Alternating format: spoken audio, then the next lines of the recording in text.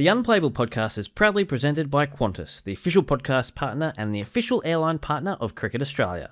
Once again this season, Qantas is proud to be flying Australia's cricketers as they take on the world.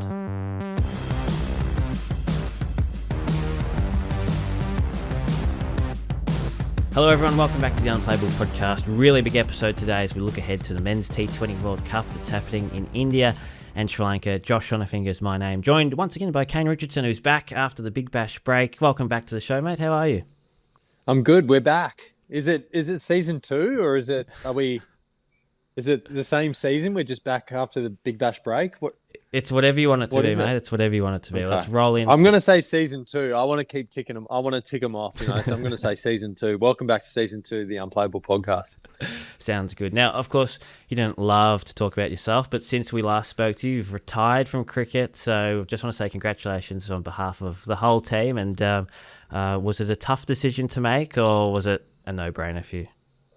No, it was a no-brainer, especially after Boxing Day, after that went so pear-shaped. So the game, I remember hearing when I was younger that the game often tells you when it's time, and it definitely told me that night. So it was an enjoyable experience. As I said, I was keen to experience something different, but yeah, it was one and done for me in Sydney. So yeah, enjoyed it, but now looking forward to retirement life, which to be honest doesn't look too different to what it looked like before Big Bash, just the less bowling on the indoor nets and the local club grounds. So it's probably good for everyone.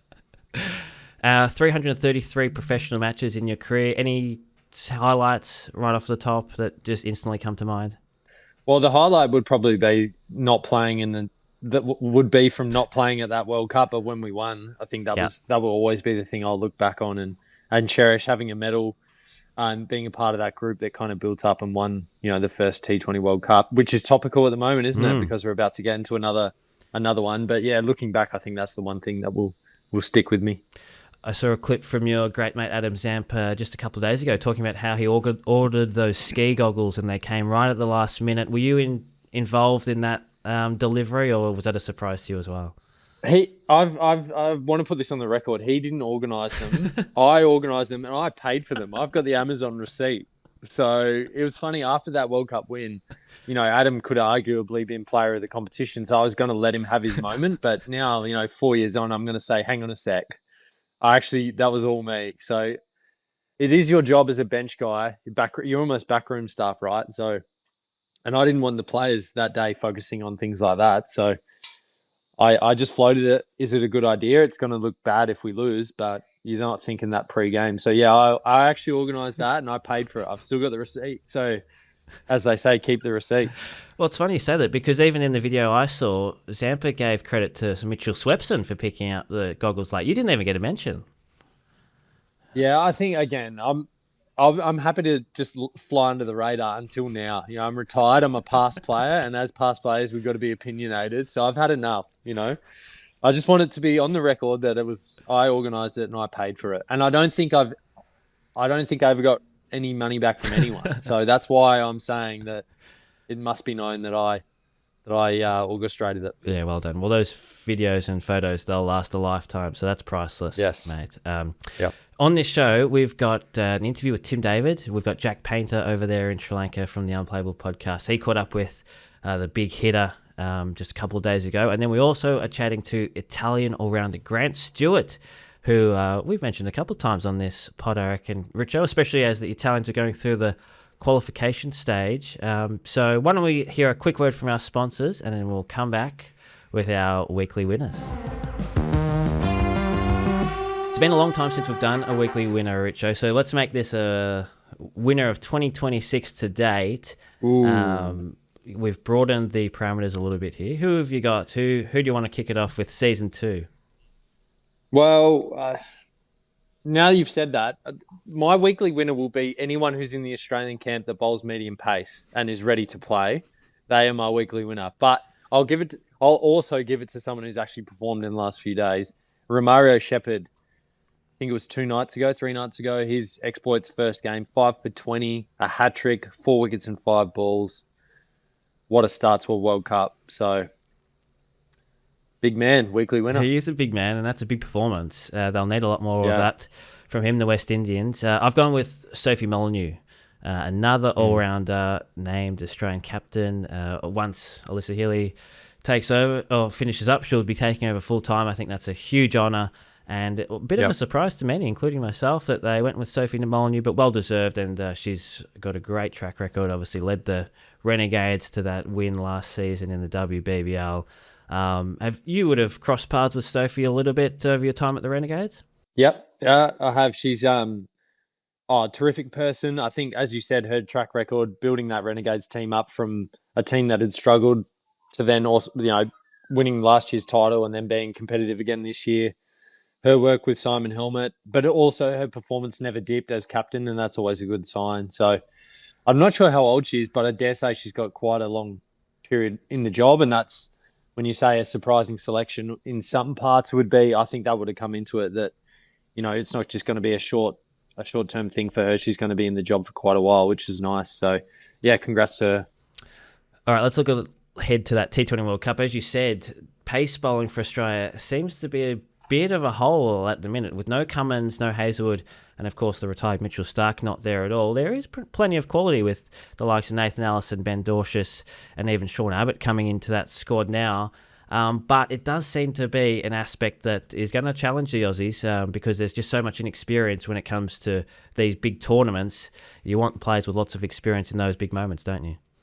Yeah, you do, absolutely. And I think the one thing I'd be concerned about is if it was a different time of the year, not coming out of the Big Bash. But I think the positive, as you said, you've got Dwarshus, Abbott, Ellis, all coming off Big Bash cricket, so they know the format. They're up to speed, and really, how many of those guys are going to take to the 11? It's going to be a spin heavy squad, spin heavy 11, but also with your all rounders in Stoinis and Green. So I'm not sure how much we'll actually need from those frontline quicks. Obviously, Ellis is a front runner and he'll be one of the first picked, but kind of who can fill the edges around that and support throughout the World Cup is going to be the biggest question mark. So we'll find out come game one, but also with the World Cup scenario the way it is this year, you can almost warm into it a little bit with, you just basically have to do enough to qualify for the next round. And we've seen already that the associate teams are up and about and they're going to challenge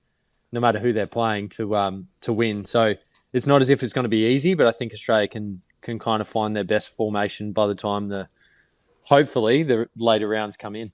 Xavier Bartlett there, of course, as well, in case potentially there might be a bit of swing on offer. They can look to Xavier. Australia's first game is on Wednesday night, Australian time. That's against Ireland. As you said, in that group to start, they've also got Oman, the hosts, Sri Lanka and Zimbabwe. What do you think of this format with 20 teams and this strange sort of feeling out phase before we get to the Super 8s? Yeah, I actually don't mind it. I remember World Cups when I was a kid. They would always have kind of associate nations, and it felt like it would go for months, which obviously you would love when you're a kid. You just wanted as much cricket as possible to watch. But it gives associate countries an opportunity to play in a World Cup. But it also, it gives more content for viewers and players to play in. I remember the last couple that I played in, they felt like they were just gone in the blink of an eye. And almost if you had one or two bad nights, which can happen in T20, you're out of the competition. And I remember that year in 22 here in Australia where we didn't even make the semi, and it was basically off a really bad game to start against New Zealand. And then we had a washout later on, and then all of a sudden, it's season over or tournament over. So I do like that now you get a bit of an opportunity to play some more games. You can try some more players and then you build up to try and win it at the end. And with the Dutch coming so close against Pakistan a couple of days ago and then Nepal getting to within 4 runs of England on Sunday night, do you feel like the gap is closing between the associates and the big teams, or is that just T20 cricket as a whole where, you can have a bad day? Yeah, to be honest, I don't know. I haven't been following, every team's progress that closely leading in. And we even saw it with the USA versus India in Mumbai. India were in precarious position batting first earlier on, and it took Surya Kumar to pull them out of kind of a bit of trouble. But I think it's just any time you get an opportunity to play a World Cup. And I remember it almost, for me, it was almost like every time I used to represent the NT in under 15s cricket versus New South Wales, you could doesn't matter how everyone's going, like that would almost be the one game you've been building your whole lives for. And I'm sure it's the same, for these USA guys or, Nepal, as you said, against England. So Oman against Australia, like they're going to be so up and about for it. And there's going to be no opportunity for, the big countries to kind of ease into things. So yeah, I think it's just great for the game. It's great for everyone involved to have as many teams and players as possible playing. Now, we've seen already in those early Sri Lankan games, plenty of spin on offer. It seems like every World Cup that we've been to over the last 5 or 6 or 7 years, Adam Zampa has been one of Australia's best players. Are we locking him in for most wickets again in this tournament? Where do you see him sort of performing? Oh, there's probably a good chance. Conditions will suit. He never misses a game. His Big Bash form, he missed kind of some games in the middle, but I still think he was bowling, well. So yeah, it's a very good chance. You pick any of those spinners that are play, especially the ones that get to play a fair amount of games in Sri Lanka, because it does tend to spin a lot more there. And if you play some day games, it's going to spin for the whole 40 overs. So yeah, pretty short odds for Zamps to be up there in the wickets, I think. Now, Australia's lead into this tournament wasn't ideal. They played Pakistan in 3 matches and lost all 3, and it was a pretty one-sided series, all things considered. But they were missing a few of their top players, and Pakistan obviously knew the home conditions well. We did see a little moment in that third match, I believe. Cameron Green and Usman Tariq had a little byplay. Did you see what happened there, and do you have any comment on what played out? He's not the first. Not saying with these two people, but I've seen this before. I remember guys in the 100 have when you get out, right, there's the competitive nature, the adrenaline's flowing. You want to blame anything, and basically that's what Greening did. Now, all we can go on is what's been reported, and he's passed his tests. So I mean, you can say to the eye, what does it look like? But I think, yeah, if Greenie had his time again, he probably wouldn't do that. I'm not sure if it's for us as players in the moment to be pointing out things like that. I think you let the people who make those decisions, and we play. But as I said, there's been plenty of people in the past that have called an opposition bowler a chucker or mimic that notion. It's been going on for, Murali dealt with it his whole career, didn't he? And as Australians, we always, because he always did well against us, we would pick on that. So it's almost a tip to the cap to the bowler if there is something unusual that will go to that. So yeah, I'm sure Greenie, though, if he had his time again, probably wouldn't do that. I'm not saying that you should have copped it, but was there any point in your career that an opposition batter accused you of bending the elbow? No, that's probably the one thing I've never been called, I think. Maybe I should have tried it, especially later on in my career, to try and get a couple of kilometres out a bit faster. But no, I was always pretty clean with the chucks. And the other one I want to touch on, because I know this is right up your alley, the UFC was on last week, and we had former Australian Test captain Steve Waugh in attendance. Quite an unusual little crossover there. But he gave the thumbs up. He was singing along to Great Southern Land, I think. Just some bizarre scenes, but you love to see that from your former captains, don't you? Yeah, he's doing some side quests, isn't he? After the Ashes, it reminded me of.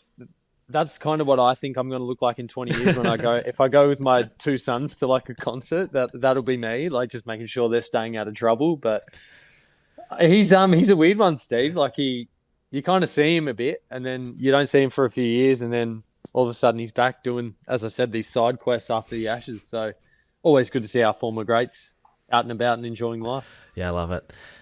Tim David, we've spoken a lot about associate teams so far on this episode, and as I mentioned off the top, we'll have Grant Stewart from Italy. He's going to be playing with the Menenti brothers and the rest of Italy in this tournament. But Tim David, in 2019 and 2020, played for Singapore for a year. Did very well, in fact, after he'd lost his WA contract. And he caught up with Jack Painter in Sri Lanka to talk about that year and also his recovery from that hamstring injury that ended his Big Bash campaign.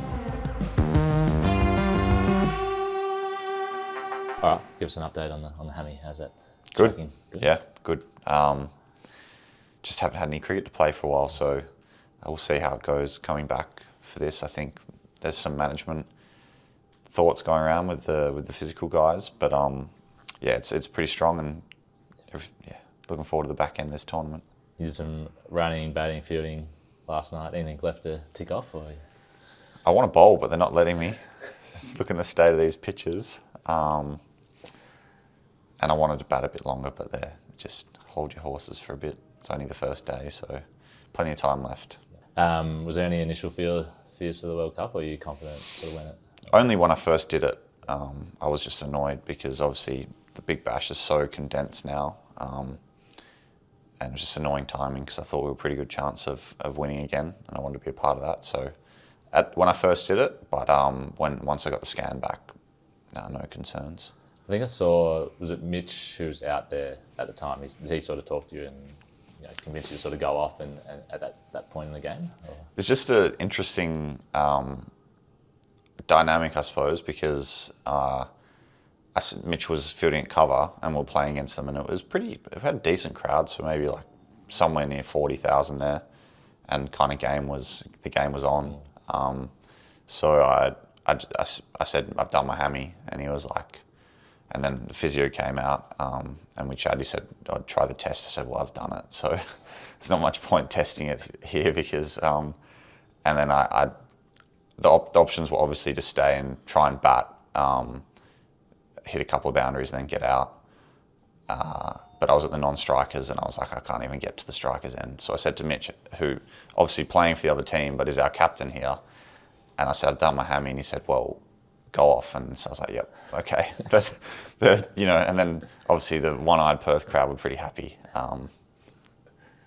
Yeah, so that was funny. That's a pretty weird dynamic, isn't it? Yeah, in a sense, because I was kind of like, does he just want to win this game? Or, but no, thankfully, a lot of trust there with Mitchie, so we made the right call.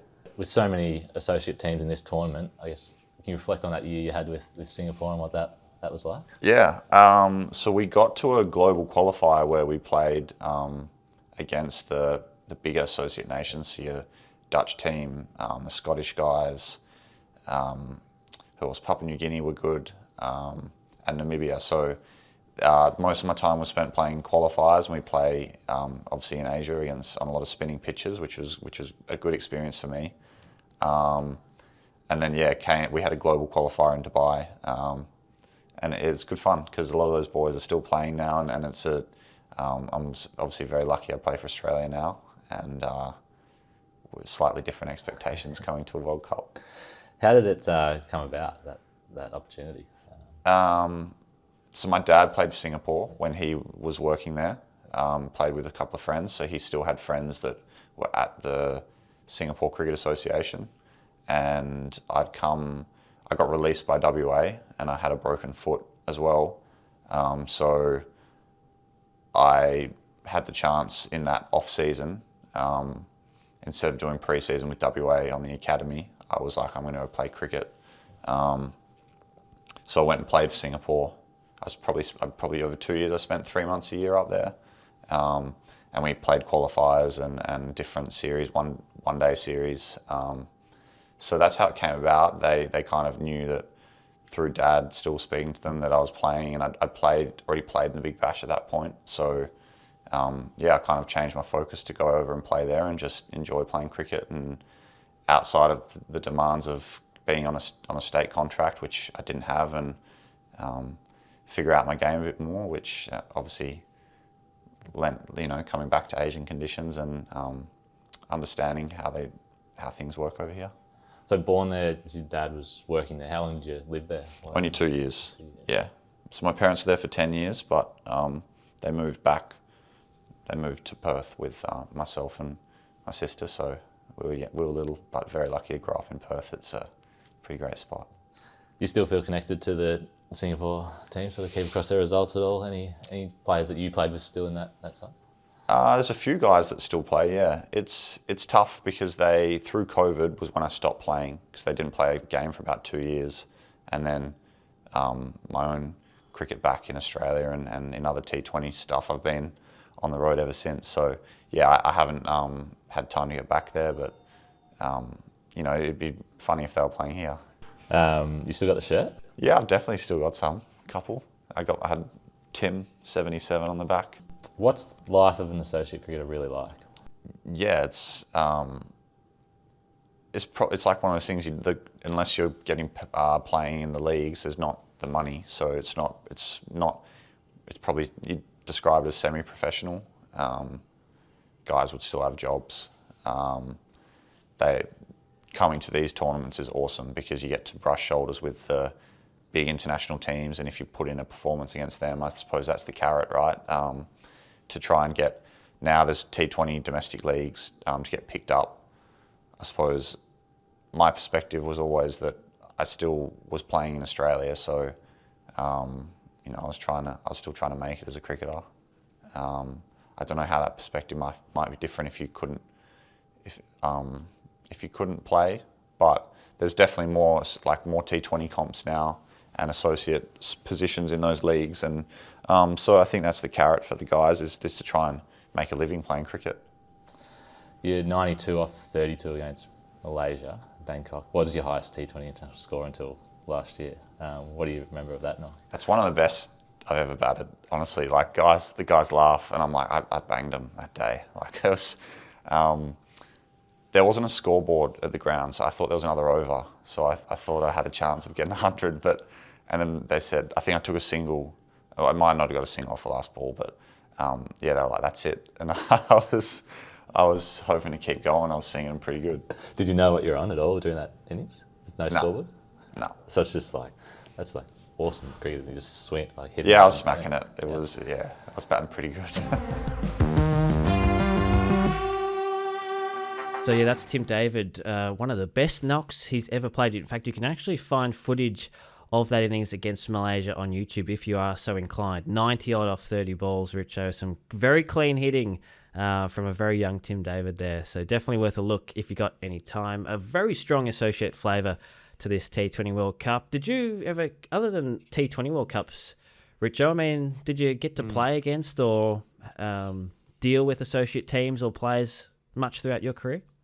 Yeah, I was trying to think about this for a while, and it's not something that happened commonly, but I reckon there was a few years where teams would go up to Darwin, kind of like they do now with the T20 comps, but we would do it as like a pre-season trip. I think the UAE would come over quite often.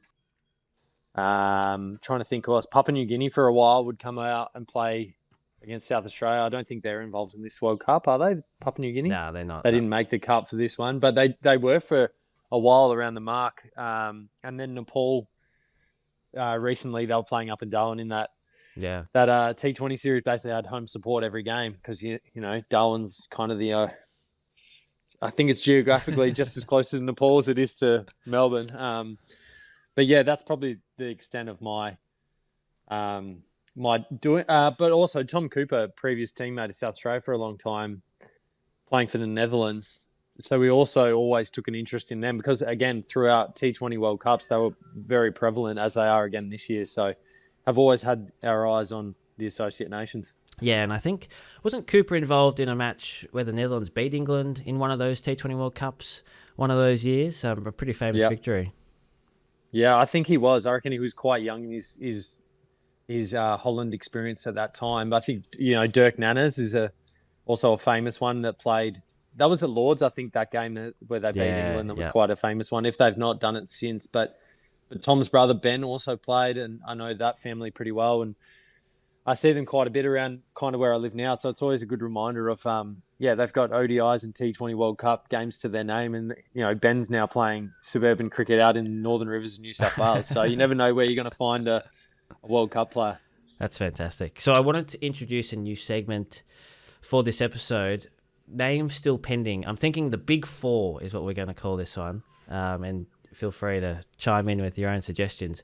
But this is where I'll get you to list the top four of any given category. And on this week's category, we're going to go for associate players. So who are the Big Four associate players of all time? I mean, you've already mentioned a couple there. Do they find a way onto your list? Yeah, they do. But also, it's what's the parameters here? Because, you know, there's guys from Ireland who I think would qualify, but they're a test playing nation now, aren't they? So do they still, you know, I'm thinking like a Paul Sterling. He's had such a long storied career with Ireland, but he also, now they're a test playing nation, does he qualify? So there's a bit of grey area here that, as judge master, if you're not going to be involved in the conversation and you're just going to make me do the work. I'm going to say Paul's okay because he played for Ireland before they were a test nation. Yes. So he gets a tick from me.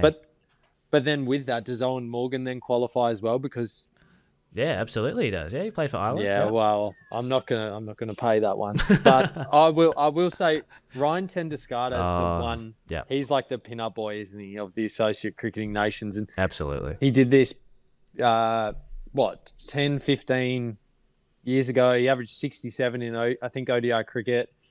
He played Big Bash. I remember playing Big Bash with him at the Strikers. That's right. Terrific fella. He also was playing IPL and stuff, so it's not as if he was, getting picked up just because, selling tickets or getting people to view in from Amsterdam. Like, he was a genuine player, and his numbers speak for himself. So I'm going to say he's the GOAT. He's the top tier, and then underneath, I'll give Coops his flowers. Just Tom Cooper, just because he's been such a long teammate of mine, but also his career that he had in Australia. Also, whilst he played for the Netherlands, I'm going to give Paul Sterling Yep. the third nod. I played under-19 World Cup against him, and even then you could tell that he was a level above All right. kind of everyone that was there. He just played the same way that he does now as an 18-year-old, just walked out there and tried to club them. And then, there's a list of names. You actually threw Dirk Nanners at me last night, didn't you? I did, yeah. But there's a strong Dutch flavour already to your list, so you might want There is, and also if we're looking at careers, you could easily say he's going to be one. Boyd Rankin, another who played for Ireland, went to England, played Test cricket, then came back and finished his career at Ireland. I actually don't know who to go with for the fourth. George Munsey is kind of a current day name from Scotland who's getting franchise gigs all over the world as an opener who smacks him kind of in that Sterling mould. So I'm going to throw it to you. You deliberate for me and pick the fourth. Oh, okay. Wow. I did write down a few names because I thought you might ask for my opinion. Pavel Florin is one who comes to mind from Romania. Probably not on the same level as Ryan Tenduskardas, but certainly made waves a few years ago, didn't he, with his unusual bowling action. He's not going to be the one, though. Steve Tickolo was another who came to mind from Kenya. Did great at that 2003 World Cup. But then Kenyan cricket has sort of declined, so we've sort of forgotten about the Steve Tickolos. But what about someone like Eric Dursinzimana? Have you heard of Eric? I haven't. So he used to captain Rwanda, and he holds the Guinness World Record for the longest net session, 51 hours he batted for in a single net to raise money for Rwandan cricket. Now, he hasn't played at a World Cup, so maybe we can't go for Eric, but I thought he did deserve a shout-out. I'm going to go for Dirk Nanners. I love Dirk. Fast bowler, left armour, cross-country skier, you name it. He's got it all. He does. It's a pretty good resume on and off field. So, again, as you said, pretty heavy Dutch flavour, but there's a connection there with all of them. Australia, Italy's coming now for our love affair as our second team, aren't they? With their Australian connection, but I think they're a pretty good set of four names that wouldn't look out of place in any competition in the world when they're at their best. No chances of you pulling on some lineage or some family roots to qualify for any of these teams, is there? I wish I had that opportunity or that option. Frankie Worrell's got an Irish connection, which I'm wondering why he's never chose, because the man is just so Irish off field. Like, that would be, and since moving over there, I'm sure it's crossed his mind. But yeah, unfortunately for me, I haven't got anything that I can pursue. I'm just a boring old Aussie. Well, you touched on the Italians. They've got the Menenti brothers. They've got the Mosca brothers from Sydney. They've got Grant Stewart. And there's a lot of Australian connection at this year's tournament. They've got Scotland on Monday in their first match, and they've also got matches against the West Indies and England coming up in their group. Lots of exciting stuff to look forward to. I chatted to Grant a couple of days ago. We've spoken about him on the pod before, Richo. He's done a lot of great work in county cricket for the best part of 10 years, hasn't he? And I think you said you've even played against him, or maybe with him. Oh yeah, I played with him at Kent actually, and to be honest, before that I'd heard of him, but then I was watching a game. I was like, who is this guy? Obviously, I knew the Australian accent. And they're like, oh, he plays for Italy. His mum's Italian. So, but I always thought in the back of my mind, could he play Big Bash? Because he was clubbing him at number 8 and bowling really handy kind of seam ups with good slow balls, and terrific fella, athlete. So for all the Big Bash recruiters out there, Grant Stewart, keep an eye on him.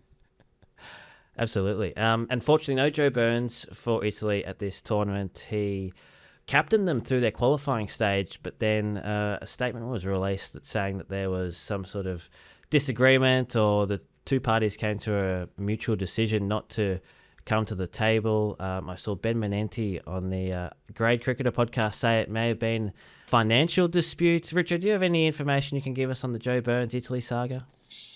It hasn't come across my on my desk where I live down here. It's not. I haven't heard about it at the local coffee shops or anything. So unfortunately, I haven't got anything to add. But it is disappointing. I mean, he was obviously invested in that lead up to the World Cup, and terrific player in his day, Joe. So yeah, disappointing he's not going to be there. But I'm sure the reasons will come out. Maybe he'll do a tell-all book one day, a memoir, maybe something like that, a story of your life kind of segment, and we'll all get to find out a bit more. That'd be fantastic. Best-selling book in the works. Let's get to that chat with Grant Stewart ahead of Italy's T20 World Cup campaign. Well, it's always great to chat to somebody who's going to be participating at the World Cup. And on this occasion, we've got Grant Stewart, who's going to be an all-rounder for Italy. He's currently in Chennai and he joins us now. Welcome to the Unplayable Podcast. Grant, how are you going? Yeah, good, thanks. Cheers, Josh. Great to be joining you. So thanks for having me on. Well, I want to talk about, obviously, this World Cup coming up, but a lot of people will be interested about your backstory and how you came to play for Italy, and you've played for them for quite a few years now as well. Cricinfo says you're born in Kalgoorlie, but I've seen that you've played a lot in New South Wales. Can you give us a bit of the backstory first, and how you sort of came to this position? Yeah, for sure. So I was born in Kalgoorlie, like you said, but we moved back to New South Wales before I was even 1, so I didn't spend much time over that side of Australia. But yeah, basically grew up a little bit in Sydney until I was about 8 or 9, and then mainly in a town called Lorne, or it's just near Maitland and Newcastle in New South Wales. Parents still live there now, so yeah, that was where most of my upbringing was. Played all my junior cricket and stuff through there, and yeah, before I guess moved over to England just to play club cricket originally, like a lot of Aussie cricketers do. In 2016, and I've been there nearly 10 years now. So yeah, funny how things work out. Wow. And were you ever in like the New South Wales pathway system? Was state cricket ever on the radar for you in Australia? No, I played a bit of rep cricket growing up, but not at that sort of level.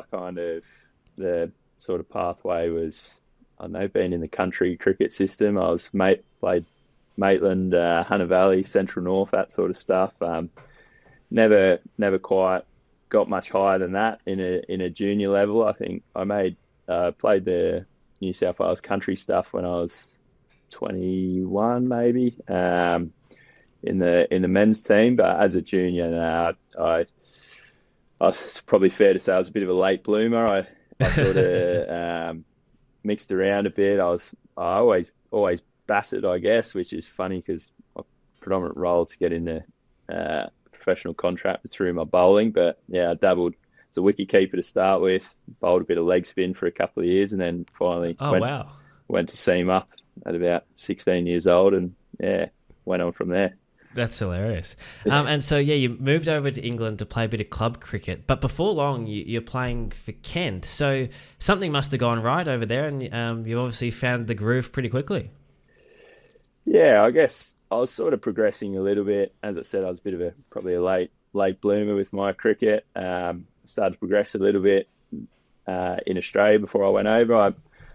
I, like I said, made the New South Wales countryside, which was pretty cool. And then basically went over and sort of gave myself a couple of years. I planned to come back and move to a capital city in Australia and try and have a crack at some Premier cricket there.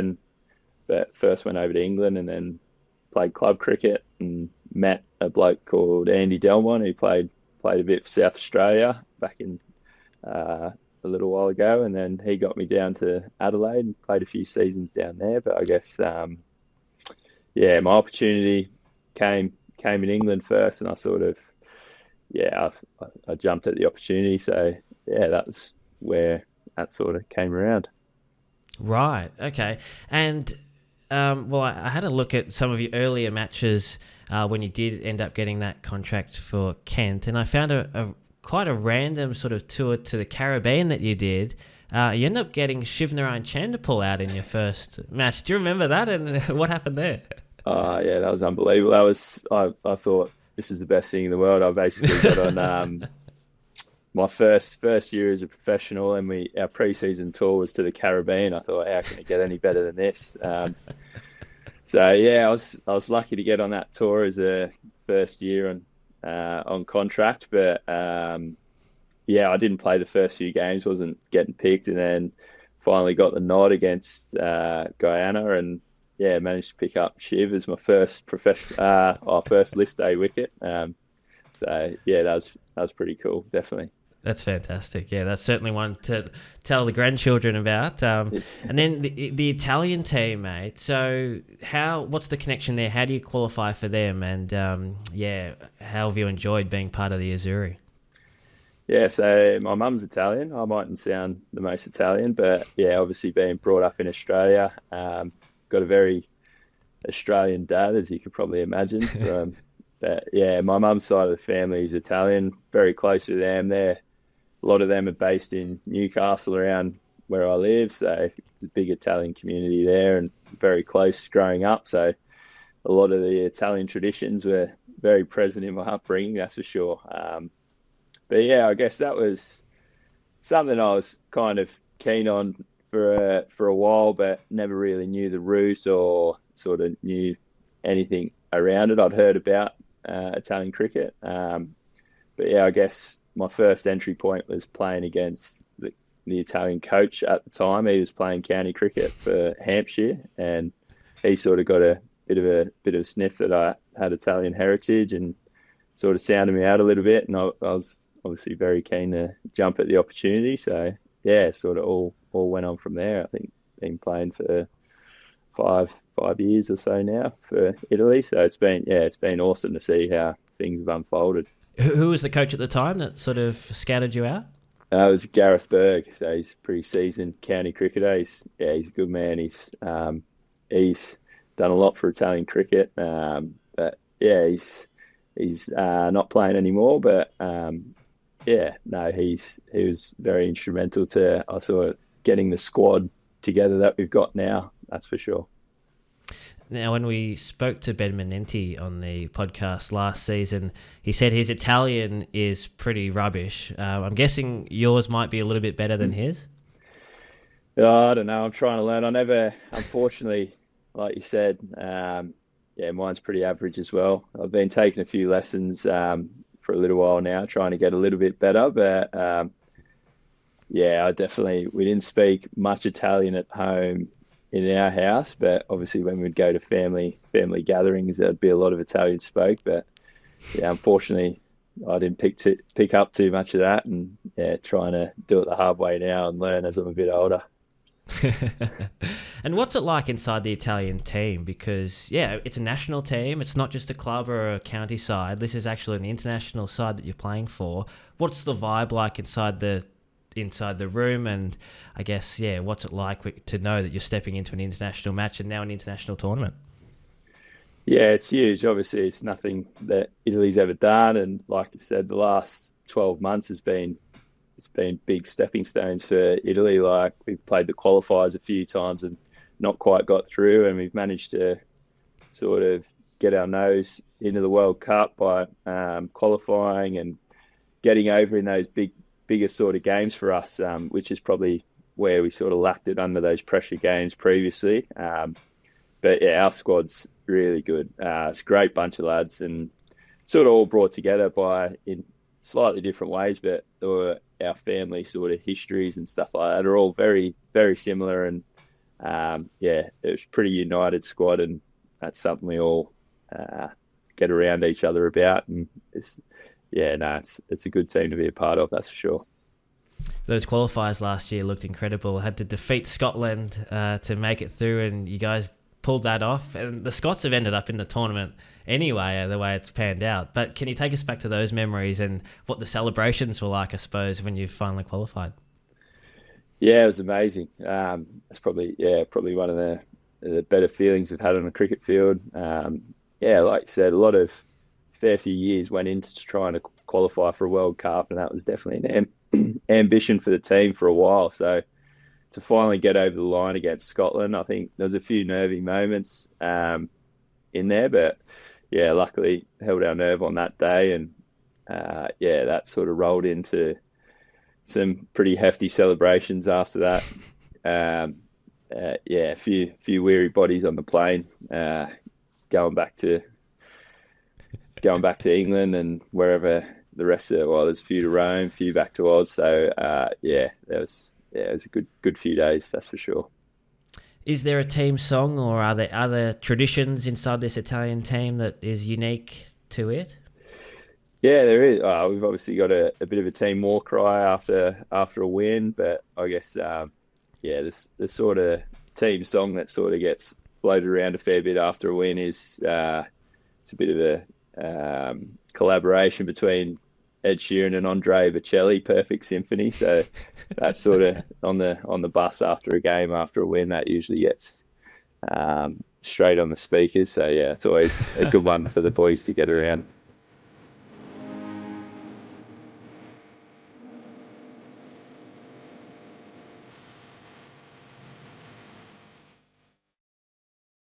I love that. And then just last week, on January 26, the Italians defeated Ireland. You were there. You were a big part of that. 3 sixes to win that match. The first time Italy have beaten a full member nation as well. Talk us through the finish to that match, because you had a big role to play. Yeah, another great day for Italy cricket. Really, like I said, we've sort of been trying to progress, and to be able to play a series against Ireland and really see where we sort of sit leading into the World Cup is, obviously we went down in the series, but that gave us a lot of confidence that last game. It was we sort of had a couple of close-ish games. The first 2 games we were in a sniff, but sort of dropped the ball in a couple of little phases of the game. But luckily managed to get over the line in the last one. It was probably could have won it a little bit easier than we did in the end. I sort of stunk it up a little bit when I first went to the crease, but thankfully managed to catch up at the end. So that was good to get the boys over the line. No, well done, well done. As I said, you're in Chennai at the minute. Your games are in Kolkata and Mumbai. You've got Scotland, Nepal, England, West Indies in your group. Any matches in particular that you're really looking forward to? Any players coming that you're really looking forward to coming up against? Yeah, that's a good question. I guess, I'm looking forward to all the games just to be playing in World Cups. It's going to be amazing. I guess, the two bigger sort of nations in England and the West Indies will be awesome to play against and really test yourself against some of the best players in the world. So, I've played against a lot of the England boys, so I know a little bit about them. But it's going to be a very tough. I don't know. Tough day at the office potentially, but we're building a bit of momentum at the moment. We've won a couple of games in the last 2 weeks. Hopefully we can put our best foot forward, and I don't know, you never know, potentially create an upset along the way in those 4 games. Well, England do have a bit of a history of losing to lower ranked sides at World Cups, so you never know. You've got to be in it, obviously, to win it. JJ Smuts, he's going to be one of your teammates as well. He's played for South Africa in the past. I read an article that said he hadn't actually been to Italy, but he's going to pull on the blue shirt for this tournament. Have you been over there to Italy? I'm sure living in England you get a good chance to see over the Italian peninsula or something like that. Yeah, no, I've ducked over there a fair few times, so it's always a nice trip. Any excuse to get over there is a good one for me. Yeah, I didn't actually know that about JJ, but his wife's Italian, so he sort of qualifies through that sort of direction. But he's gonna be massive for us. Seriously, experienced campaigner, and it'll be a level head for us going into those big games. Haven't played on that sort of stage before, so yeah, no, he's a great addition for us, definitely. And for fans who don't know a lot about your teammates, we know the Menenti brothers, of course. Joe Burns missed selection. Who else should we be looking out for, and who are you expecting is going to have a big tournament for the Italians? I guess our captain Wayne Madsen, he'll be pretty crucial for us. He's another experienced campaigner. Batting through the middle overs against spin will probably be a big part. So he's another one. Another young sort of up and coming seamer is Tommy Drucker. He's also got born and grew up in Australia as well. So he's on his day, he can get it through. So look out for him. And our leg spinner, Krishan, he's someone probably no one's seen before, and I think he could surprise a few people for sure, definitely. So, yeah, they'll probably be the three. Outside, obviously, the Menenti boys, which probably a lot of the Aussies already know. Yeah, amazing. And so, Krishan, where's he come from? How come? Or, yeah, do you know his backstory at all? Yeah, so he's of Sri Lankan heritage, but he's lived and resided in Italy for, I'm going to say, 15, 20 years now. So that's how he's qualifies. But he's him and I think 6 or 7 of the other local Italian boys went over to Sri Lanka pre this tour, and they've been training really hard. So yeah, I think they've put in some really good preparation. I think a few potential names there might surprise a few people, and I think they could really create a few little upsets along the way. Yeah, that's fantastic. And with so many, I guess, players with Australian heritage in the squad, I mean, a good performance here could get them on the radar for a Big Bash contract or something in the future. Is that something that's on your bucket list, Grant? Would you like to see yourself playing in the Big Bash in future seasons? You never say never, but I'm obviously plays a local player in England, so that's a bit of a tough ask to play in the Big Bash. I'd be competing with some pretty good overseas players for a gig there. But yeah, no, I've always I've grown up watching the Big Bash and watch it. My old man obviously loves watching the Big Bash, so whenever I go home, he's always got it on the telly as well. So yeah, no, it's a great competition, and it'd be unbelievable playing it one day. But yeah, whether that happens or not, who knows? Do you find yourself coming back to Australia in those UK winters, or are you pretty much over in the UK year round these days? No, I'm pretty lucky. I don't think I've spent a whole winter in the UK yet, so I've managed to get back even during COVID. I had to do the 2-week quarantine in a hotel even to get back for a little while. So yeah, I'm pretty lucky. I get to come back and see my family, and enjoy the summer over here as opposed to the cold winter in the indoor school in England. That's amazing. Endless summers. That's the perfect situation, isn't it? And then you just said to me before we started recording that your family is going to be coming over as well to see the T20 World Cup. That's fantastic. Have you sorted out some blue kits for them to wear in the stands? Yeah, I've got some old playing kit that sort of passed on. Mum and Dad were pretty keen on that. They kept hounding me about it before I left Oz to come over here. So, they're all decked out. And I think my dad was saying he was going to wear it everywhere he went, so that could be interesting. But anyway, it's great. They're getting around the team, and they've always supported me, so it's awesome having them over to be part of it as well. And have you done the official ICC headshots and all those sorts of things? Is it really starting to feel real now that you're part of this tournament? Yeah, we had our media day 2 days ago, so it was a lot of probably new to a lot of the boys, and obviously a bit different to some of the stuff I've done previously as well. But it's starting to ramp up now, so it's getting close to crunch time. So I think everyone's really excited. I think it's probably we're pretty primed, ready to go. I think we're to put our best foot forward. So I think the sooner it rolls around, the better for us. Fantastic. Well, thanks for your time. Good luck in this tournament, and make sure you knock off the English, because that'd be great to see. We'll try our best. Cheers, Josh. Thanks, mate.